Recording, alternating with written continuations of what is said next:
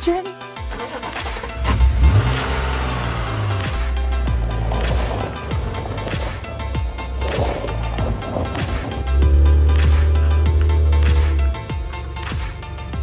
And welcome back to the channel, guys. So we are back again on roast, my E36 Drift car. And because of the wheel poke and we realised we have to actually have the 20mm spacers, I've bought something to make it look a hell of a lot better. And that is this. So what have we got in the box? What's in the box? Over fenders. Perfectly hides just enough that bit there, which is perfect. I will have to probably take, yeah, that's what it's bouncing on. I'll have to probably take the indicator out. Let's try the other side. So as we know, this side sticks out a lot more. Yeah, that's hiding that perfectly. I don't know what it looks like from your angle, which I'll look at in just a second, but I'll show you what I'm seeing. So this is my view. And as you can see, that's perfect. That's hiding it. So originally, Charlie said to me, why don't you just buy the fronts, which I could do, to be fair. To be fair, that's actually not that bad, just having the fronts. But then I thought to myself, it's going to look weird. Pretty bang on, to tell you the truth. I'm not too worried about it. Has to be absolutely perfect because it's a drift car. So that would be there. That lines up with that. I have to bend that down slightly. So that would go like that. But if you can see, there's quite a bit there. So I'm probably going to need maybe a 20mm spacer on the back. Let me take this on and then, yeah, we'll look at it properly. Wait.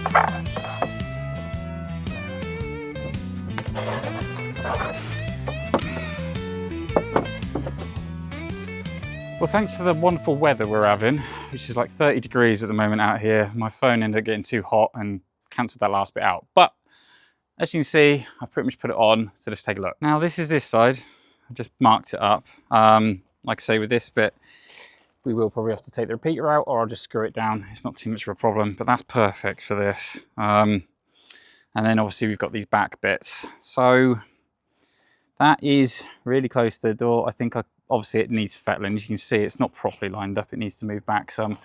And you can see in here, well, that's perfectly in there. Unfortunately, I've got a little chip in there. But the lineup is pretty much kind of bang on. Like I say, these aren't perfect, but for the money, they are good. Really sorry about that, guys. I've had to resort to the GoPro because my phone just keeps overheating because of the weather. So I could cut that back at a later date. Maybe. I know that a lot of people do. I'm definitely going to have to do some fettling because of this, because if you can see here, it's touching, and to try and, that needs to go up. So the only thing I can think of doing, maybe, if anything, is probably just trimming it around inside here so I can get that out. Because yeah, look how much that's wanting to move the entire thing over, and obviously I need that to be able to allow me to get the fuel out. You see how much that wheel is sticking in. I'm really gonna have to address that because that looks horrible. Now this is the other dilemma I've got, okay, and I was talking to Charlie about this, and that is, how do I put them on? You can unibond them on, but then that sticks like crap to a blanket, and you're never getting that off. Charlie said use, which is what he's used, self-tappers. You could do that, or you can drill and like I was thinking, riv nut it and put some nice bolts in, like the hex type ones. You see them a lot, you know, like Allen key type bolts. But then I was like, that's where I was leading down. But then Charlie made a really good idea. He said, start off with self-tappers, put them on. As soon as they're on, then you've got the whole setup. So then you can just drill them a little bit bigger and put them in if you want. So that's probably more than likely what we are going to do. Here is the other dilemma. What do we do with regards to paint? So Jem likes them white because they match the front wheel. So she kind of likes them like that. Or do we paint them silver to match the car? Or, which is what I was sort of leaning more towards, do we get them wrapped? I was tempted to get, if I got them wrapped, I'd get them wrapped in carbon fibre. If you've watched any of my other videos, you will know that I love carbon fibre. So I was tempted to get them wrapped in carbon fibre. I'll have to get quotes for that, and there's not very many places. There's a place that is not far from me, but they only wrap full cars, they don't wrap other bits, which is an absolute shame. So I'll have to get some prices. There is another place that will do it. It's such a bloody shame that has been caught on that side there. Yeah, I'll just have to put a screw there and hopefully that might hide it. If it's wrapped, then that's probably going to show. Now, you know when you buy stuff and you swear you bought it, but you can't find it anywhere? That's exactly what I'm going through right now. I swear I bought a riv gun. No, that's tiled. That's definitely not going to be it. I ended up buying this, an actual rivet thing, and unless I'm getting really confused with this rather than an actual riv nut tool, I swear I bought one. I've been looking all through my garage, all my tools there that I've bought all over the years of doing different projects. I can't find it anywhere, so I must not have bought one. Unless I bought one for a project and then sent it back, which is a very big possibility, but I'll have to speak to Jem. Unfortunately, she's gone out of the shop, so I'll have to find out, because Amazon, that's where we get it from most of the time, and she sends it back and it's a lot more easier. So I'll check with her. At least what we can do is I'll have to go down to B&Q now and get some self-tappers, and at least if I self-tap it on, I can do exactly what Charlie said, and at least it's on then, and then we can kind of like fettle it and do what we need to, and then we've got the holes in there. Right, on our way down to B&Q to go get some self-tappers. Wow, it is 30 degrees. Now, I do not do well in the heat, and so we've seen my phone doesn't either. Hardware it is. It's down here, I think. Nope, wrong. Next one. Here we go. Multi-purpose screws. Here we go. Walk straight past it. Look. There we go. So we're calling self-tappers, I believe. These. A bit thin. Look. Self-tapping screw pack. Okay, which one's that? Oh, it says they're over there, they're all the way over here. So here we go, here's the self-tappers. I'll get a few packs. Now you could get these. These are another really good one, but I don't have a, what's his name for that. So yeah, we'll go with these. What are they? I don't honestly know. I think they're like something card. Never mind, we'll just get a few packs because these are always handy to have.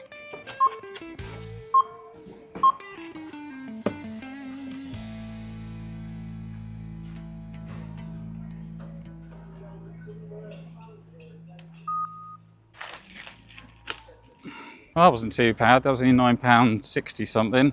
Hopefully I've got enough, but we soon shall see. So now we've got to brave the heat yet again. So if you guys are out here working in this sort of stuff, please keep yourselves well hydrated.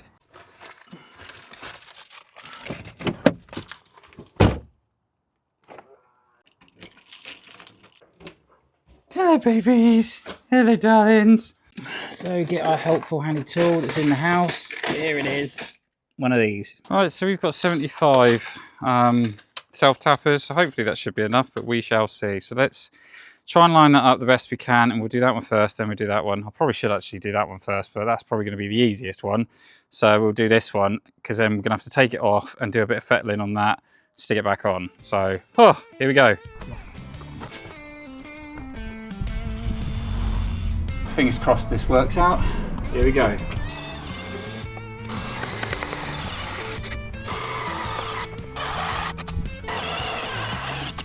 Heat's getting me. I stand up too quick and getting kind of low blood pressure or what have you. Yeah, going a bit dark. There we go, the first one's on. So it looks all right. I've seen a number of people do this. Obviously, I don't know if I keep these like that. I might paint them black or something just to make it hide it a little bit, but it depends if they're going to be white or not. If they're white, this stays white, I'll paint them white. But yeah, I can't get in there with my finger. So I'll have to use something every time I want to get the fuel out. But to be fair, how often is it I'm going to fuel it up? Because yeah, you don't always need to. This is in line with that. Obviously we've got a good enough gap here. You only need one there because you won't fit another one. I could potentially put another one in there, but then it'll kind of pull this off a little bit, but yeah, that ain't going anywhere. That's on. That is fully on. At the same time, they're going to need to be painted or something, because I can see all the marks here from obviously where the tape's going on and other little smudges. So it's either going to need to be wrapped or painted, one of the two.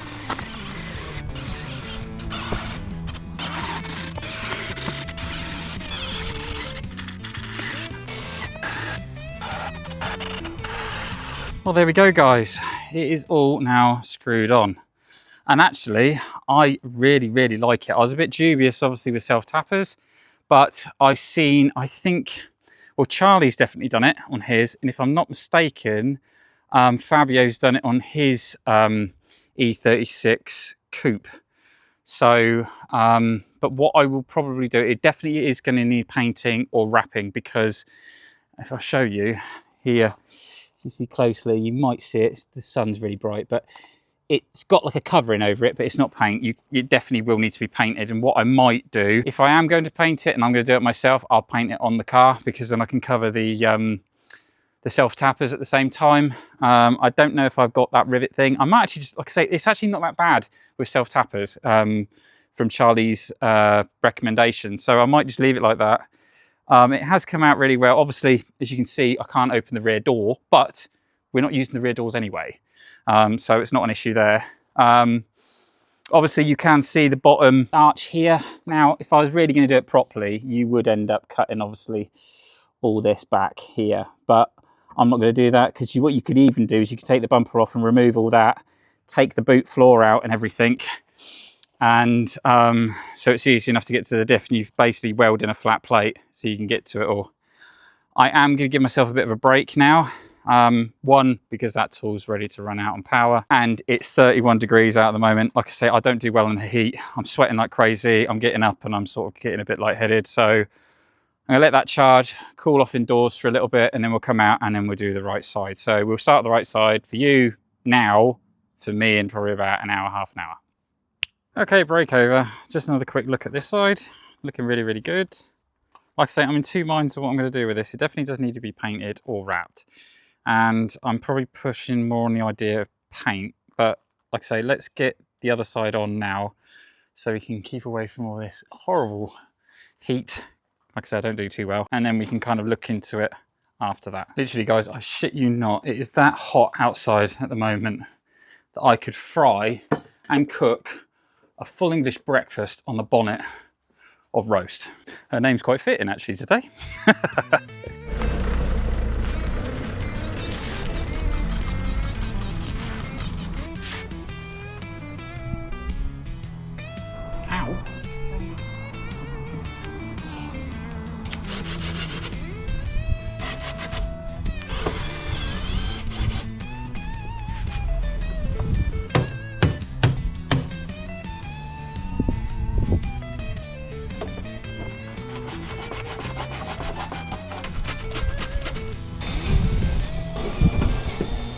Well, typical, guys. Literally got halfway through doing this one and the battery died and everything because of the fact of the heat. Like me, even I'm overheating right now. There we go. It is fully on. The downside was I had to pull this one off, this back quarter, because I slightly lined it up wrong. It is now in correctly. However, it was difficult to get it in because, as you can imagine, the holes would have been very, very close together. But that looks absolutely awesome. It really does. Like I say, it's not 100%, probably the clearances on each side. You can open the door, but these doors aren't going to open anyway, but you can still open it. And the front wing looks awesome. Like I said, they're not 100% identical. I had to do a bit of flaring, like you saw, a little bit of modification to this one where I had to sand it slightly on the corner. But now the poke is hidden, which is absolutely fantastic with the 20mm. Now it's deciding, obviously, what I'm going to do. I think I said this already. I can't be sure because it's been a little while since I may have said it. I probably will end up painting these, because then I don't have to take them off. I can mask around it and then I can just paint it on the car. It doesn't have to be the best job because this is not going to be the pro drift car. It is just a drift car. More than likely going to break something or whatnot. It's going to get a bit tatty. So parts of me are even tempted to just keep it like this. But I don't know. We'll see. Like I say, it's going to happen more than likely in this video, or the decision is going to happen in this video. But for me, it might take a couple of days just to think about it. However, as you can see, that is sucked in quite big. Let me show you further on the back. You can see it a lot better. There, look how much that is sucked in. So that is roughly about 40 mil spacer, and I think 40 mil is going to be a pushing it. It's either that, or keep it as it is, or look at getting wider wheels, like maybe a 10J, a 9J, 9.5J, just to push them out. I don't really want to do that because the tyres are cheap on these, on 8Js, because obviously it's 225s. And I don't want to go to like 245 or 255s or 265s because they're a lot more expensive. And as we're starting off, we just want to use obviously the cheap stuff at the minute. Like my dad always said to me, buy cheap to start off with to see if you like it, see if you get on with it. And then if you get really good or you get a lot better, then you upgrade. So that's why I always go usually second hand with things. So that is the advice I've always followed, and I advise anyone else to follow that. So I'm thinking maybe about a 30 mil spacer if I can. It's 20 on the front. If I can put 30 on the back, at least I'll push them out a bit more. But I don't know, I'll see what we can do on that one. But yeah, bear with me. But before I go in and cool off, just give you one good walk around of roast with the new kit. I might try and see if I can find a lip for it as well, because it might just add a bit more to it. But that looks so good. I really am happy with how that's turned out. Well, there we go, guys. That brings us to the end of this video, and I really hope you guys have enjoyed it. Now, it has been a few days since that last clip, and over the days, the more I've actually looked at roast with this wide arch kit, the more I have actually really loved it. At one point, I must admit, I think I made a terrible mistake putting that rear end on, but like I say, over the days and checking it out, keeping my eye on it, I have actually grown to really like it. Because at one point I was tempted to take that off and just leave obviously these front ones on, but then I realized the massive mistake I would have made because the amount of holes that I would have had in all them panels. But like I say, at the end of the day, it is the first drift car. It's going to be pranged, it's going to be hit, it's going to be damaged. We just fix it. We're going to carry on doing this sort of stuff. And like I say, if it was the pro drift car or the car that we're going to really use big time once we've made a lot more progress, then I'll do a lot more research. Also, to let you guys know, on the rear, it's about 45 mil towards the edge of that arch. Now, I spoke to a few people. I know some people are actually running 30 mil spacers on the rear end of these. We're not going to do that. We're going to go one step further. We are going to go 40 mil. And if we break it, we just fix it and put a 30 mil on. But we need to test that out. And that is the whole point of this journey, testing things out to see if they work. And that is exactly what we're going to do with that. So 40 mil on the back. That is what we're going to do. I have also ordered paint because this is not going to work in its current situation. It's currently scratching, it's currently making marks, and I know it's going to do that anyway because we're going to rattle can it, but we can't keep it white. So I have bought silver paint and we're going to do it on the car. But with this day as it is at the moment, there's no chance, not saying it is here at the moment anyway, but we couldn't do it today because it is way too windy. I'm going to more than likely do it here on the driveway, and the wind would just take it and put it all over the house, put it over the car, put it over my neighbour's place. So that's definitely not going to work. So we've got to wait for a day, like the last clip you saw a second ago, where it was literally towards the point of knocking me out and passing me out because of the heat. There was no wind, so we've got to wait for a day like that. But like I say, guys, I really hope you have enjoyed it. Please put some comments down below of what you think of roast, wide arch kit, E36. I think it looks smashing, but let me know what you think. But also let me know on any other hints, tips, tricks you think I should do to help this car out, and things that could potentially help me out with other things with regards to roast and drifting in itself. Please also hit like, please hit subscribe to keep more content from me here at Just Sparrow Motion. No, ha ha ha. Please hit like, please hit subscribe to keep more content from me here at Sparrow Motion. And I'll see you later, guys. Take care, stay safe, ta-da.